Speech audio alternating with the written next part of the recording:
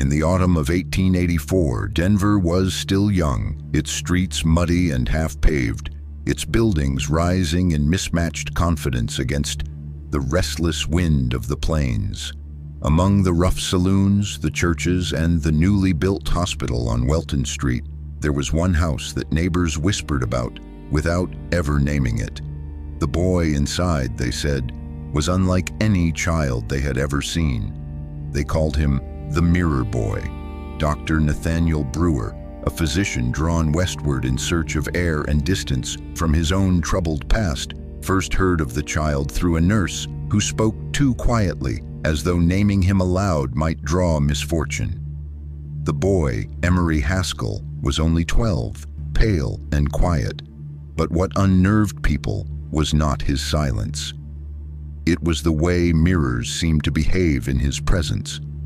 At first, it sounded like folklore, the kind of superstition settlers carried with them into the frontier. But Brewer was a man of science. He had dissected enough illusions in the human mind to know how stories could grow from grief and hysteria. Yet when he visited the Haskell house, he felt something he could not easily dismiss. The boy sat in a chair by the parlor window, his hands folded neatly, his dark eyes fixed on the glass cabinet across the room. Brewer followed his gaze and nearly recoiled. Reflected in the cabinet door was not the quiet child sitting before him, but a blurred, distorted figure. Older, twisted, as though time had accelerated within the thin layer of glass. It could have been dismissed as a trick of the light. Yet when Brewer looked back to the boy himself, Emory's lips were moving soundlessly, matching the faint, delayed movements of the reflection. The physician's rational mind fought for ground. He told himself it was fatigue, imagination, the way a candle's flame warped images. Still, he could not shake the impression that the reflection was not a mirror at all, but a separate presence caught between surfaces. Neighbors told other tales. A girl swore she had seen Emory's likeness smiling from her dressing mirror, while the real boy walked past her on the street, unsmiling. A carpenter claimed he had dropped his tools when the boy's reflection moved before the child himself did. These accounts piled like kindling, each one stranger than the last, and Brewer found himself circling back to the house despite every instinct telling him to stay away.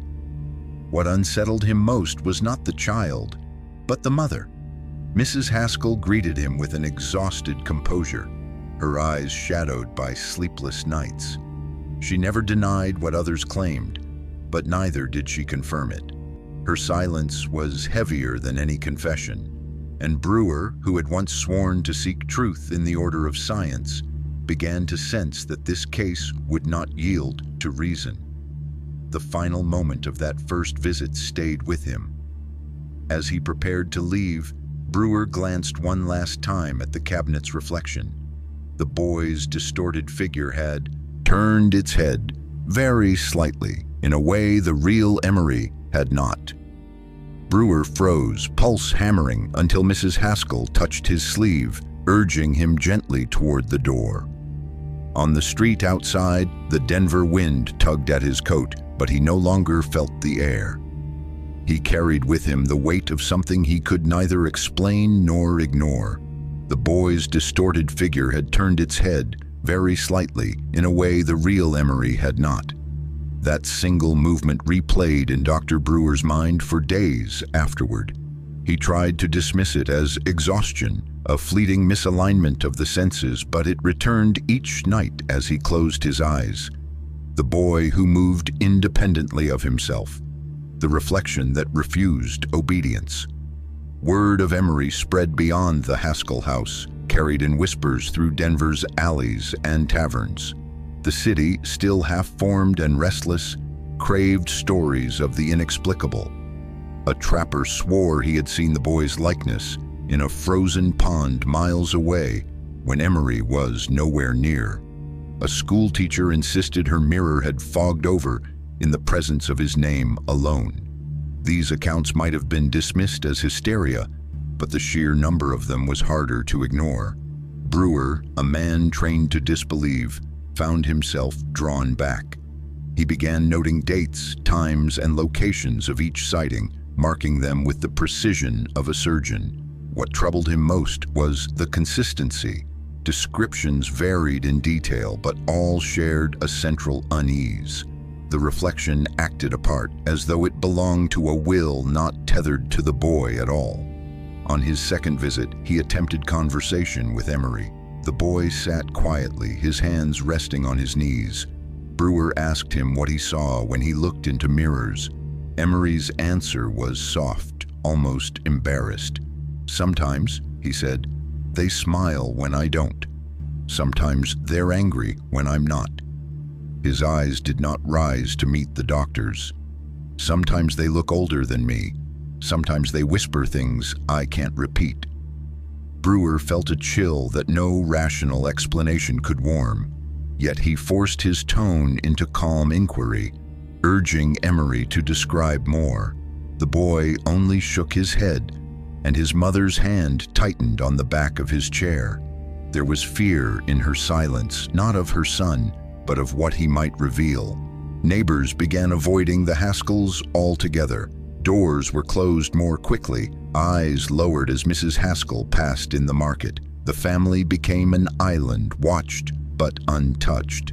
That isolation fed the growing myth, until even the most pragmatic men found themselves unwilling to stand before their own mirrors after nightfall.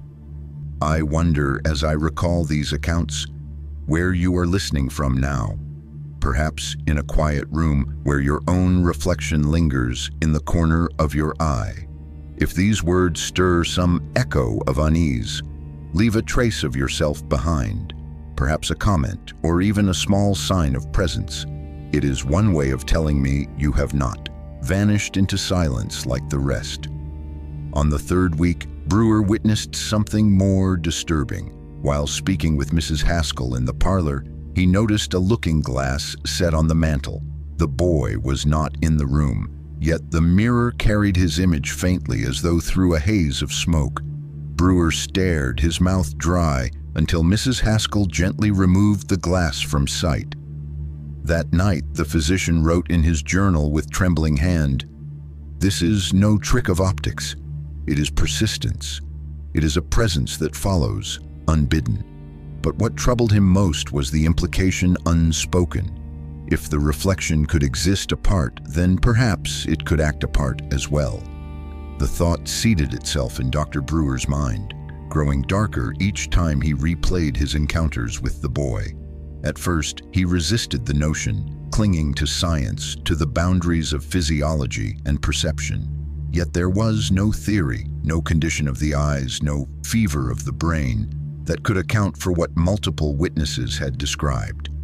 The first alarming incident came not in the Haskell home, but at the river's edge where children often played.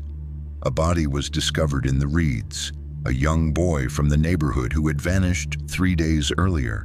There were no signs of violence, no wounds upon him, and the physician called to examine him. Brewer himself could only note the absence of life without knowing why it had fled. But the strangeness was not in the lifeless boy. It was in Emory's presence.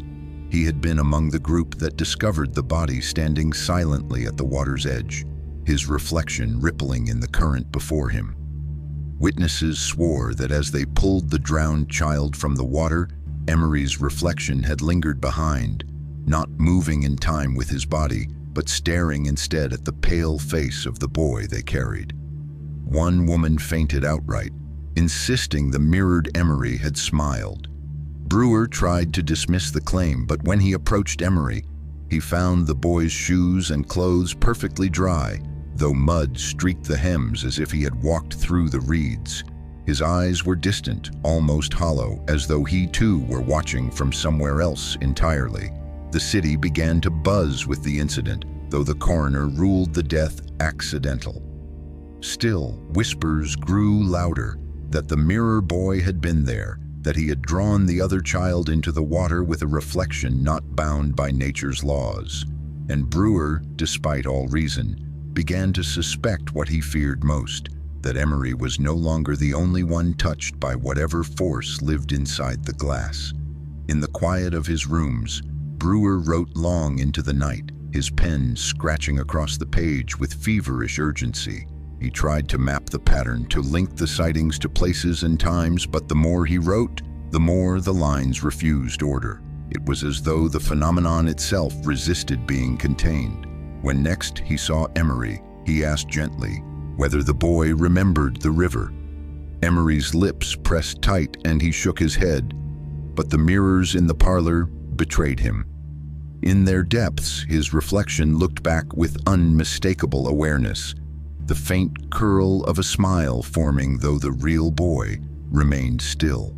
Brewer's chest tightened as he realized the implications. The reflection was not only separate, it was deliberate. That night, sleep brought no peace. He dreamed of corridors lined with mirrors, each reflecting not his face but Emory's, older, colder, watching with a gaze that pierced through silver and glass into his marrow. He woke drenched in sweat, yet the unease did not leave him. For the first time, he wondered if this was not an ailment of the boy, but a contagion of the image itself. Something that could seep from pain to pain, surface to surface, until it found another host to mimic. That thought festered in Dr. Brewer like a fever. He had treated infections of the body, seen them spread silently from one to many, but the possibility that a reflection could behave in the same way pressed against the very limits of his reason. And yet the evidence was no longer confined to whispers or imagination. There were incidents, each darker than the last. A seamstress living across from the Haskells reported her looking glass shattering on its own the night Emory walked past her door. A clerk claimed he caught sight of himself moving out of step in a store window, only to realize the boy had been standing just behind him. None of these things left physical harm, but the unease deepened until even hardened men avoided reflective surfaces after dusk. Brewer began to record not just sightings but patterns of behavior. What chilled him most was the intent he perceived in them. The reflections were not random, they tested boundaries. He noted moments when Emory's likeness lingered too long in glass after the boy had gone, when it shifted its expression independently, when it seemed to notice its observer. He could not escape the conclusion. This was not simply a phenomenon, but a calculated presence, cold and patient. One evening, he confronted Mrs. Haskell directly. "Your son's condition," he began carefully. "It is not mere imagination." She looked at him with weary eyes, the kind that had long stopped seeking help. "Do you think I do not know that?" she whispered. "Every night I cover the mirrors. Every night I hear them moving beneath the cloth. But he is my child. What mother would turn her face away from him? Even if the world does." Her words struck Brewer more deeply than he expected. She was not complicit in the mystery, only trapped by a love that refused surrender. It was then he began to wonder whether compassion itself might blind one to the dangers that love carried. The physician's own notes grew colder, more clinical. He charted the behavior of the reflections as though they were subjects of an experiment. Prolonged delay between subject and likeness indicates separation. Altered expression suggests autonomy. Non-synchronous movement confirms deliberate intent. Each entry deepened his certainty, and then came the event that silenced even the boldest deniers. A minister from St. Paul's, skeptical of rumor, visited the Haskell home to bless the boy. He spoke loudly of God's dominion and rebuked the tales as superstition. Yet midway through his prayer, the mirror above the fireplace trembled as though struck from within. His own reflection twisted violently, face contorting while his real body stood still.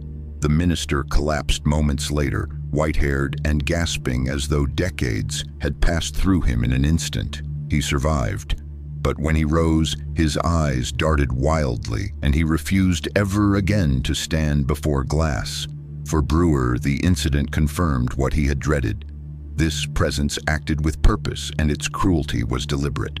He wrote those words in his private journal with a trembling hand, underlining deliberate twice as if to burn the thought into permanence. What had begun as curiosity was now a study of malice. The reflection was no mere trick of light. It was a will that tested and tormented, and each new event revealed a colder pattern beneath. Denver, still young and desperate to appear civilized, tried to bury the story under the weight of other concerns. The railroads, the mines, the endless influx of settlers. Yet the whispers carried, and Brewer began to receive letters, unsigned, written in uneven hands, describing mirrors that spoke in empty rooms, shadows that lingered when the body moved away. Some were ramblings of the disturbed, no doubt, but others were precise, and the pattern they drew was unmistakable. The phenomenon was not contained to one house. Brewer returned often to the Haskells, observing, documenting, never admitting to the family how far his own fear had grown. He began to compare the incidents to known cases of hysteria, to stories from Europe of doppelgangers and spectral doubles, but none fit. There was calculation here, a progression, as though the reflection was evolving, testing its limits with the patience of something that had no natural end. What struck him most was Emory himself. The boy seemed frailer each week, as if the vitality of his body was being siphoned away. Yet his reflection in glass grew sharper, more defined, more alive. Brewer noted the discrepancy with horror. The boy weakens, the image strengthens. Was it drawing life from him? Or was the child only a vessel, a door through which the thing beyond the glass could pass? When Brewer confided his suspicions to a colleague from the hospital, the man laughed at first, then accused him of indulging in madness born of frontier isolation. "Glass does not plot," the colleague said, shaking his head. "You've been staring too long at shadows." Yet weeks later, that same man resigned suddenly and left Denver without a word. His housekeeper swore she found him raving before a mirror in his quarters the night before he vanished. Brewer's own nights grew unbearable. He began covering the mirrors in his home, draping them with cloth as Mrs. Haskell had once done. Yet he still caught glimpses in the faint sheen of window panes, in the surface of a polished teacup. Always the same. Emory's likeness, sometimes older, sometimes twisted into expressions no child could wear. It was watching him now, not merely lingering near its source. In his desperation, Brewer compared his notes to patterns of known afflictions, cases where madness spread through a community like fever. But unlike fever, there was no body to isolate, no contagion to burn out. The enemy was reflection itself, and no man could escape his own likeness. His writing grew frantic. It is not Emory who threatens us, but what looks through him. If this continues, no pane of glass will remain innocent. And then, one winter night, Brewer received word of another death. This time, not a child, but a woman found in her boarding room, her face frozen in horror, every mirror shattered around her, as though struck from within. The boarding mistress swore she heard nothing, no scream nor cry, only the sudden crash of glass that rattled the walls. When she entered, she found the tenant stiff and pale upon the floor, shards glittering like ice around her. What unnerved Brewer most was the account of another resident, a man who claimed he had passed the hallway moments before and seen, through the narrow opening of the woman's door, her mirror already moving while she still sat at her desk unmoving. The reflection had twisted first, its lips parting as though to speak. By now, Brewer's medical colleagues had abandoned him, dismissing his reports as the delirium of obsession. Yet he could not look away. The phenomenon was escalating, growing bolder, its reach no longer confined to Emory's presence. It was as though each incident fed it, strengthening its hold, spreading its influence further through the city. Driven by a need for understanding, Brewer returned once more to the Haskell home. He found Emory thinner, his face sunken, his voice weaker. Yet when the boy raised his eyes to Brewer, there was an intensity in them that was not frail at all. Brewer sat before him and, against his own instinct, asked directly, "Emory, do you know what your reflection wants?" The boy tilted his head, lips parting slowly. "It asks questions," he whispered. "Questions I'm not supposed to answer, but sometimes I do." Brewer's chest tightened. "What sort of questions?" "They ask what you've written," Emory said softly. "They want to know your notes, your thoughts, the things you keep secret." The physician froze, his journal locked away in his quarters flashing through his mind. He had never spoken of it to anyone. The thought that some fragment of this presence could probe through, mirrors extracting knowledge, filled him with dread. It was not only a thing of imitation, but of cunning design, gathering information, testing its prey. In the weeks that followed, Brewer noticed a strange pattern. Visitors to the Haskell home often left with shaken expressions, some refusing to speak of what they had seen.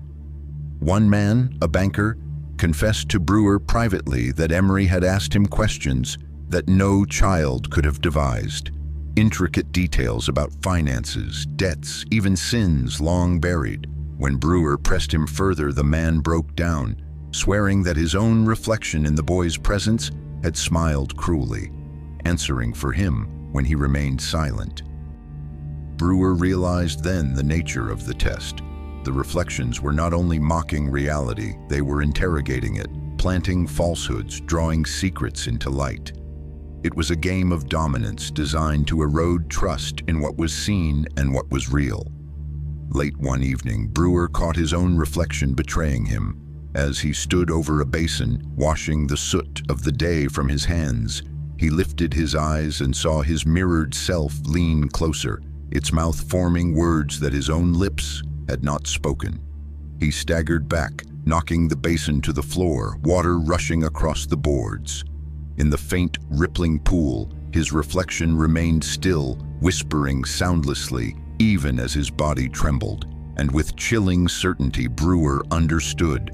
The questions were not only asked of Emory. From that night forward, the physician lived with the dreadful awareness that he too had been drawn into the game. His reflection no longer obeyed him fully. It hesitated, lingered, and sometimes mouthed words he had not spoken. Once, while reading by lamplight, he glanced at the glass of his cabinet and saw his mirrored self turn the page before his hand had moved. He snapped the book shut, his pulse hammering, but the image smiled faintly as if amused by his fear. Brewer knew then he could no longer rely on the safety of observation alone. To understand, he would need to seek the source, the heart of this malignancy. And so he began to ask questions of the Haskells, of the neighbors, of anyone who had crossed paths with the boy. Patterns emerged, all pointing to a single truth. The phenomenon had grown, evolving from faint delays to full mimicry, from mimicry to deception, and from deception to interrogation. One clue stood apart from the rest. A neighbor's daughter whispered of a locked room in the Haskell house, one the mother never allowed anyone to enter. She claimed she had once peered through the keyhole and seen not furniture but fragments, bits of broken glass lined carefully along the floor as though arranged for study. Brewer at first dismissed the tale as childish invention, but when Emory himself hinted at the room where they practice, Brewer's blood ran cold. The physician returned under pretense of a routine visit. After speaking with Mrs. Haskell in the parlor, he excused himself and wandered the narrow hallway. There he found a door whose brass handle was cool to the touch, though no fire burned nearby. The keyhole was stuffed with cloth, but faintly he thought he heard a low hum, as if many whispers pressed together. That night, unable to rest, Brewer sought entry by more direct means. The family slept heavily, and the old wood creaked beneath his boots as he slipped inside. He forced the lock with trembling hands and entered the forbidden chamber. The air struck him first, stale, heavy with the scent of metal and dust. The room was bare save for a single table covered with sheets of parchment, each covered in sketches and diagrams. Drawings of mirrors, panes, and geometric patterns filled the pages, annotated with strange symbols, some in English, others in languages he could not identify. On the walls hung fragments of glass in neat rows, each reflecting distorted images of Emory in various stages of age and expression. Brewer's heart thudded as he realized what he was seeing, a record of progression, of deliberate experimentation.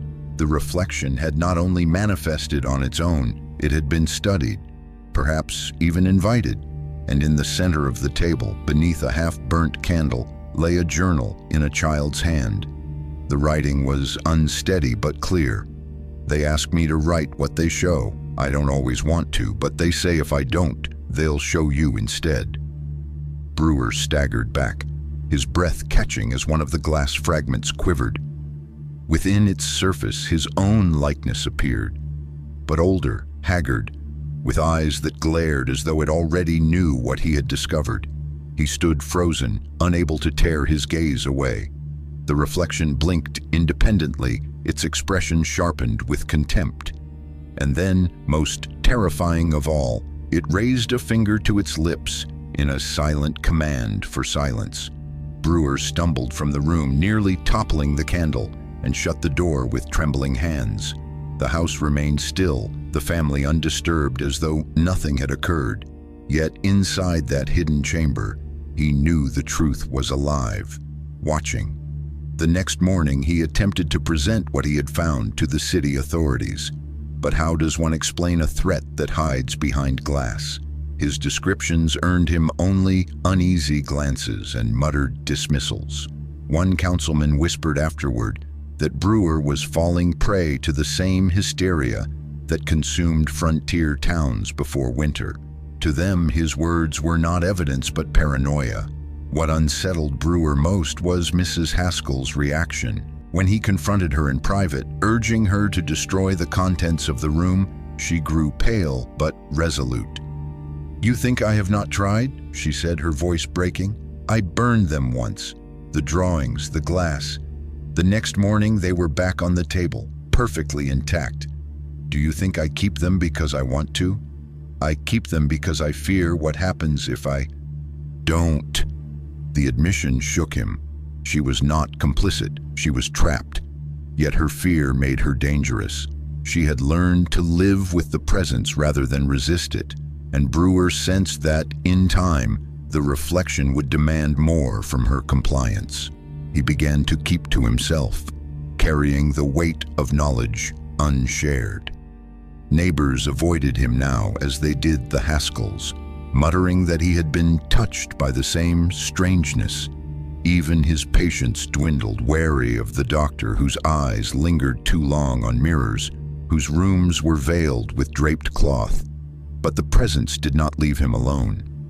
One evening, while visiting the Haskells, Emory looked up suddenly from his chair and asked, "Doctor, why don't you write the things they tell you anymore?" Brewer froze, cold realization flooding him. The boy could not have known he had ceased recording his nightly visions in the journal.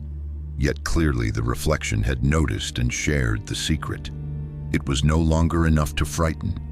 Now it sought control. The tension grew unbearable when the mayor's wife, a prominent figure in the city, was found trembling before her vanity, claiming her reflection had spoken her dead sister's name. The authorities laughed it away in public, but Brewer saw their fear in private. Still, they refused to act. They would not risk admitting to Denver's citizens that something so intangible, so impossible, was spreading unchecked. Left alone, Brewer resolved to face it directly. If the authorities would not intervene, then he would confront the reflection himself. He returned to the hidden room late at night, candle in hand. and opened the journal once more. The pages were no longer Emory's hand alone. They now bore passages in his own script, words he had no memory of writing. The last line chilled him beyond measure. "You already belong to us." The words echoed in Brewer's mind long after he closed the journal. He had not written them, he was certain of that. But the handwriting was undeniably his own. The loops, the slant, the careful strokes belonged to him, yet the message carried a coldness foreign to his heart. For the first time, he wondered whether the boundary between his own thoughts and those whispered through glass had already begun to erode.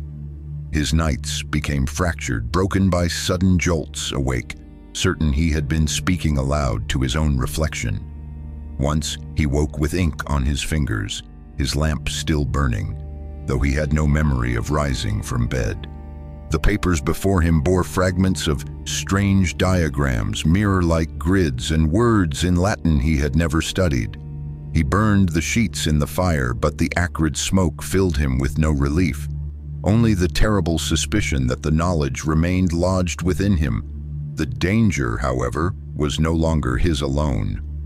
Brewer began to notice signs of intrusion within his own circle. A colleague's child was found staring into a polished kettle for hours, lips moving in whispers no one could hear. A neighbor confessed to him in terror that she had seen her husband's reflection turn toward her in the dark while the man himself slept soundly beside her. These accounts struck closer and closer, until the physician realized with horror that proximity to him seemed to invite the phenomenon. The Haskells were no safer. Emory's condition worsened. His body weakened further, but the reflection in every surface grew sharper, stronger, almost mocking in its vitality. Brewer watched one evening as the boy sat slumped in his chair, nearly faint, while the mirror across from him showed a vibrant figure standing tall, smiling with dreadful confidence. It was no longer content to merely echo. It displayed what Emory could never be.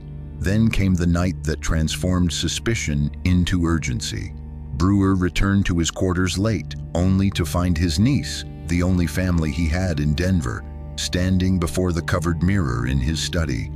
She had pulled the cloth away and was staring, transfixed. Her lips moved silently, her small hands trembling. When Brewer seized her shoulders and dragged her back, she screamed as though torn from some invisible grip. Through the mirror, Brewer caught a glimpse of himself, not as he was, but gaunt, hollow-eyed, and smiling with merciless delight. The image lingered even after the cloth fell back into place, imprinting itself on his mind. He held his niece close, her body shuddering, and felt the weight of inevitability pressing down. The reflection was no longer confined to the Haskell boy, no longer content with whispers and mimicry. It had extended its reach, testing the boundaries of family, of blood, of trust. For the first time, Brewer understood that this was no private affliction, no isolated case to be studied in secrecy. It was a contagion of perception, a possession that threatened all who came near. If unchecked, it would devour not just Emory, not just him, but everyone drawn into its gaze. And in the silence of that dreadful night, Brewer resolved that he must act, even if it meant pitting himself directly against the thing that wore his face. He began at dawn, pacing his quarters with a feverish clarity, scribbling notes that bordered on confession rather than science. He cataloged every incident, every detail of the reflection's intrusion, arranging them not as a physician but as a man preparing for war. The question gnawed at him: how did it begin, and how had it grown so strong? The more he reviewed his records, the more he recognized the steady climb of intention. At first it was mimicry, then delay, then independence. From there it turned to questioning, to extracting, and finally, most sinister of all, to intrusion upon those around him. Brewer realized with a sick weight in his chest that the progression bore the hallmarks of design. It was not random, it was methodical. He tried to explain this to one of the few colleagues who still humored him. "You see," Brewer whispered, his hand shaking as it traced the ink on the page.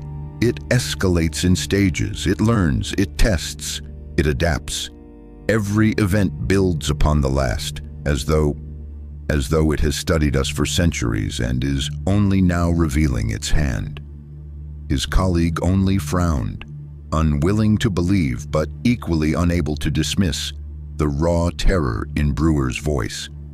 Meanwhile, Emory's health faltered further. The boy now struggled to rise from bed, his frame little more than bone and skin, while his reflection grew more robust each day. Brewer sat by his bedside one evening, watching the mirror across from them. The boy wheezed with shallow breaths, yet in the glass his likeness sat upright, smiling faintly, as though gloating in triumph. Driven by desperation, Brewer decided to record his findings in exacting detail, as though preparing testimony for a court beyond men. He wrote of the minister whose reflection contorted into blasphemy, of the seamstress whose mirror shattered without cause, of the banker who confessed secrets drawn out by the boy's likeness. He wrote of his niece, her lips murmuring words she could not have known, until at last his pages bore a chilling headline he had never intended to write: "The Methods of the Mirror Boy." His descriptions read like the autopsy of a city's sanity. He listed symptoms, outcomes, and the slow consumption of will. Stage 1, delay in reflection. Stage 2, alteration of expression. Stage 3, speech without body. Stage 4, interrogation of others. Stage 5, intrusion upon the circle of the observer. Each stage ended the same: loss. Loss of control, loss of certainty, loss of self. Yet even as Brewer inked the words, his hand trembled, for he felt as though his reflection were reading over his shoulder. Once he glanced at the glass and swore he saw his mirrored hand continue to write long after he had stopped. He slammed the journal shut, sweat pouring from his brow. He knew then that writing alone would not save him. To face it, he would need to tear himself from the comfort of analysis and enter the chamber of confrontation. But what would that cost him? And what would it demand in return? The question followed Brewer like a shadow, heavier than the winter fog that settled over Denver. He could no longer deceive himself with the notion that he was an observer, a mere chronicler of strange phenomena. The reflection had turned its eyes on him fully, and each day he felt its grip tightening. He could not look at a window, a basin of water, or the sheen of a spoon without fearing that his likeness would betray him. One evening, he found himself writing letters he did not recall beginning. His pen moved with a steady rhythm, the words flowing easily, but when he read them back, they were not his own. They were invitations, requests for others to visit him, as though he were beckoning them into the reflection's snare. He burned the letters quickly, but the thought gnawed at him. How many had already been sent without his knowledge? More chilling still was the reflection's newfound boldness. No longer content to lurk, it sought his direct attention. As he sat in his study, the mirror draped as always, he heard the faint scrape of glass beneath the cloth. Pulling it aside, he found his likeness waiting, smiling with an expression that did not belong to him. Its lips moved slowly, shaping words without sound, and Brewer understood them as clearly as if spoken aloud. "We are the truer you." That night, he dreamed of an endless hall of mirrors, each one showing not himself, but the distorted face of Emory Haskell at varying ages, from infant to withered old man. At the end of the hall stood his own reflection, waiting with open arms. He woke with a cry, sweat soaking his sheets, and knew the dreams were no longer only his, they were intrusions. Brewer sought counsel from Mrs. Haskell, desperate to understand whether she too had faced the same torment. Her face was drawn, her body frail, but her eyes were clear with dreadful knowledge. "It watches you now, doesn't it?" she whispered. He nodded, unable to lie. Then you see. It chooses when it tires of the boy.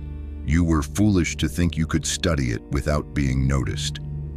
For the first time, Brewer considered leaving Denver altogether, fleeing westward into the mountains.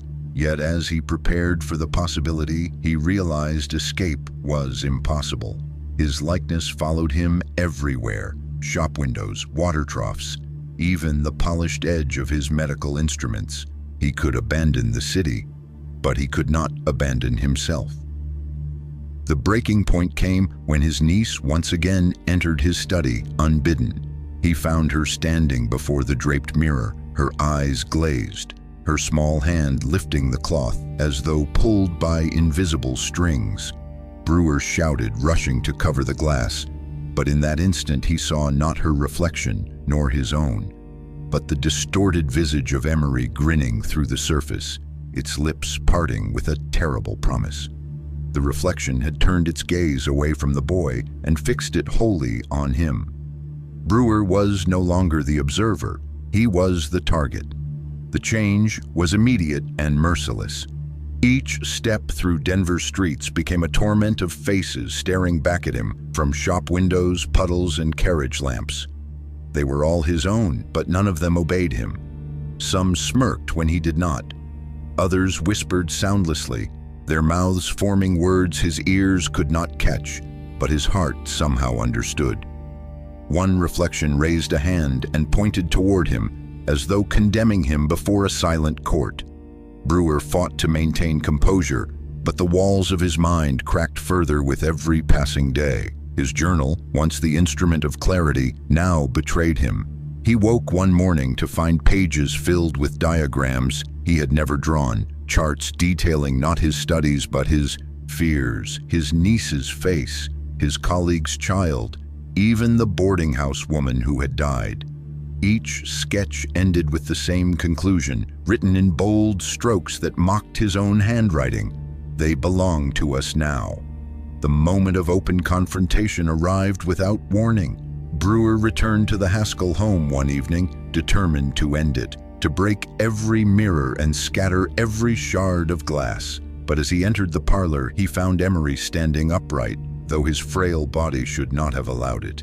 His eyes were hollow, and yet his reflection in the tall mirror behind him glowed with vitality, broad-shouldered, its grin stretched wide.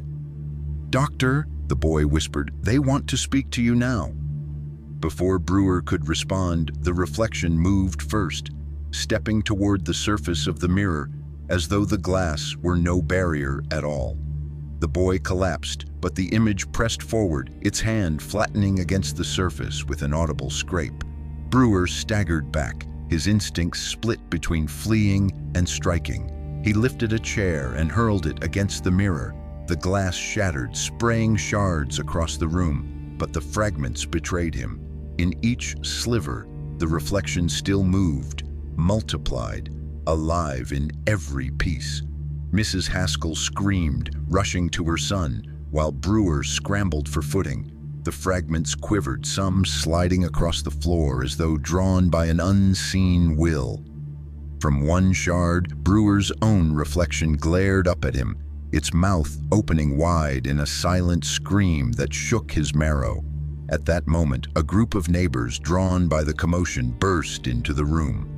They dragged Brewer away, some restraining him as others tried to calm the frantic mother.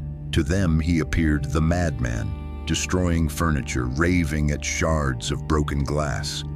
But Brewer knew the truth. He had come closer than any of them to meeting the reflection in its purest form, and he had failed to stop it. As they forced him into the street, his eyes caught the largest shard lying in the dirt. His reflection within it was still standing, unharmed, its lips curling into a smile of triumph. The neighbors took Brewer by the arms, dragging him down Welton Street toward the hospital. His protests, wild, fevered, urgent, only deepened their conviction that he had lost his reason. To them, he was the danger, not the broken glass. He shouted of contagion, of reflections that acted with intent, but his words dissolved into the cold night air.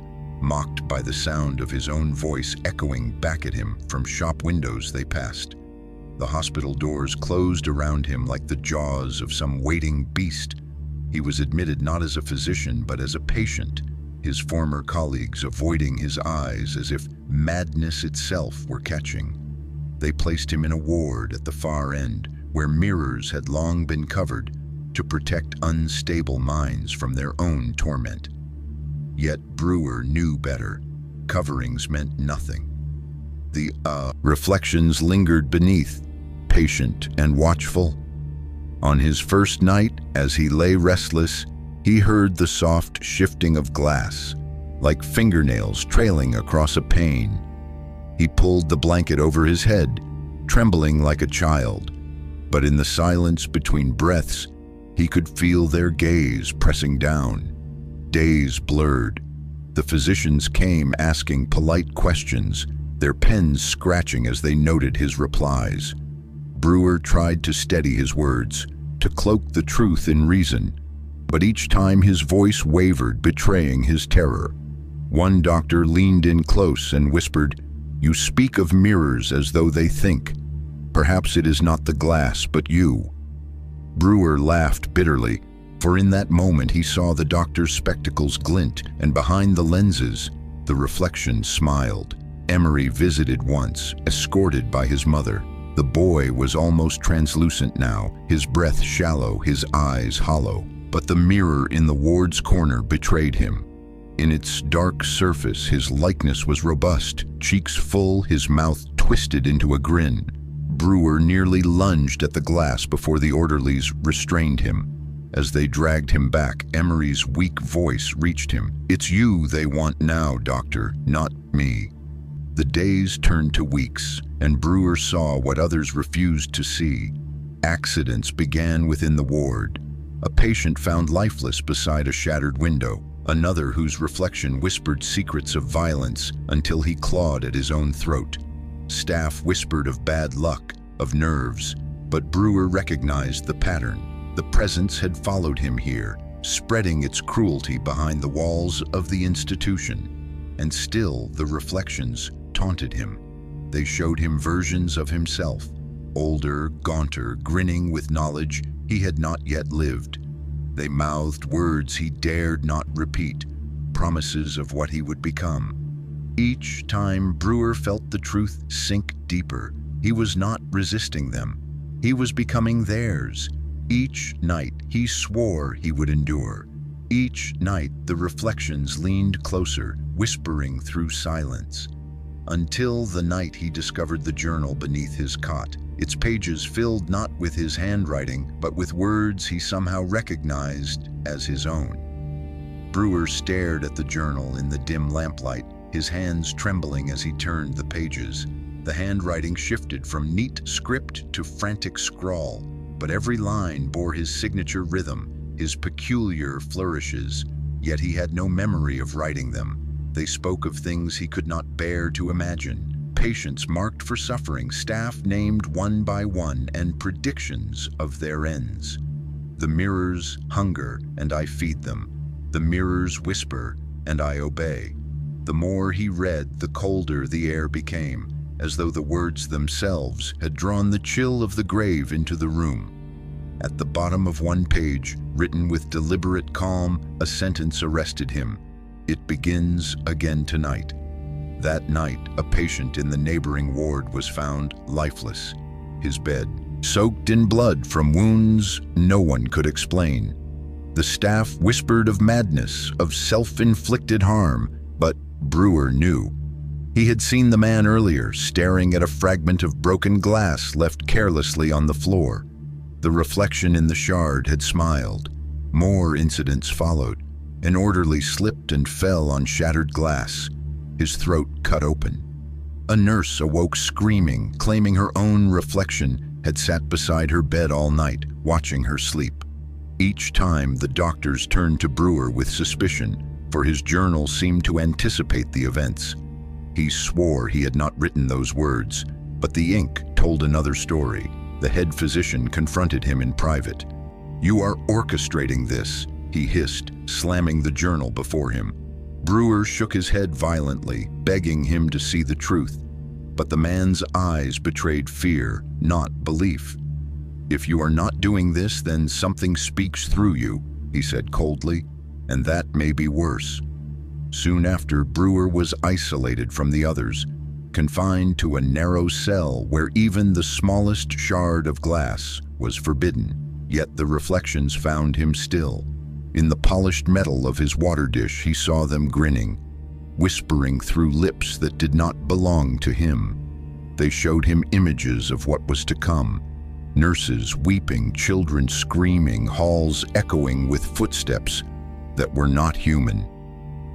On the seventh night, the journal returned, though he had seen it burned before his very eyes. It lay at the foot of his cot, its pages filled with new entries in his hand. "The work continues. They listen through me.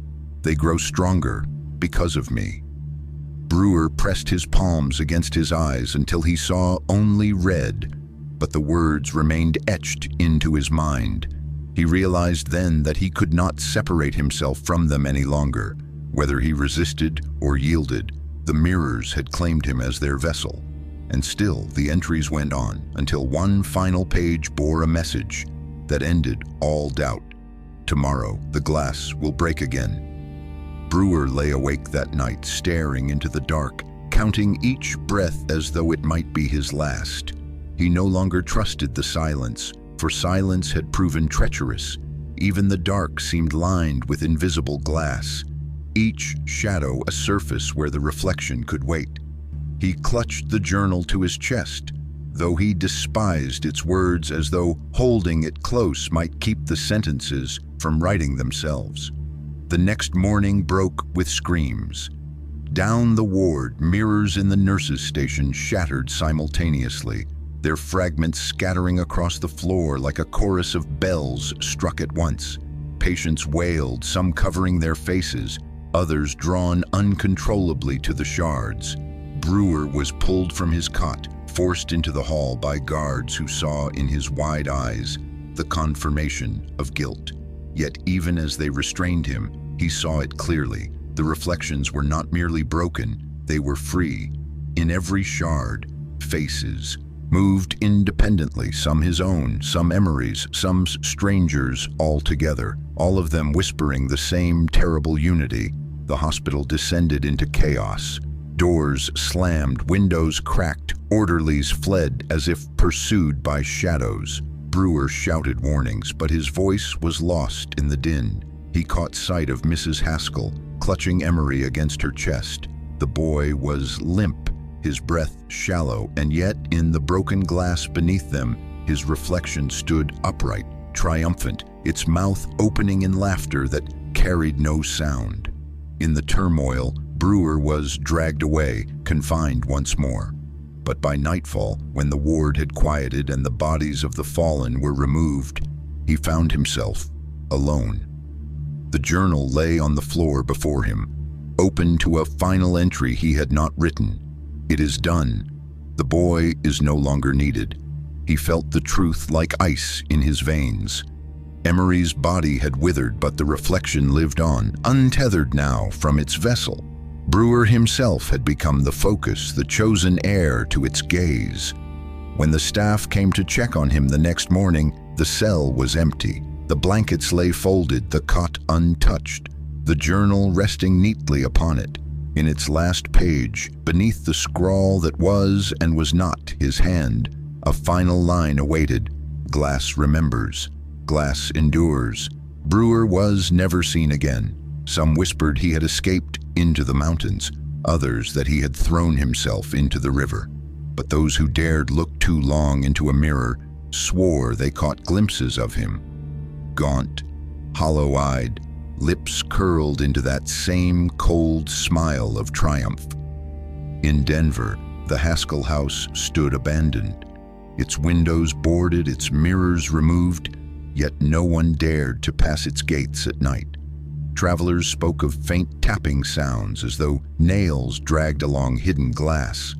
The story never found its ending, for wherever mirrors exist, so too does the possibility that Brewer, or what had taken his place, lingers still, watching, waiting.